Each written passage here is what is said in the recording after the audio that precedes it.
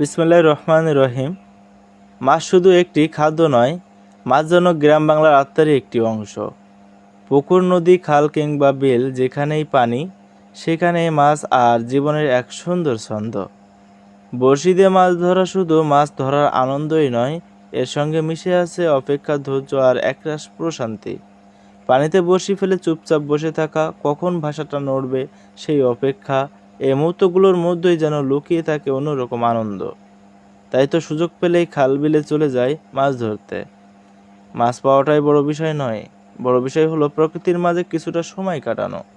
কখনো মাছ মেলে, কখনো মেলে না, তবুও মনটা ভরে যায়, কারণ মাছ ধরার আসল আনন্দটা মাছ পাওয়াই নয়, বরং প্রকৃতিকে উপভোগ করা আর নিজের মতো করে কিছুটা সময় কাটানোর মধ্যেই। মাছ মানেই শুধু খাবার নয়, মাছ মানেই প্রকৃতি, শান্তি, আনন্দ আর গ্রাম বাংলার এই মাটির সঙ্গে মিশে থাকা এক সুন্দর অনুভূতি।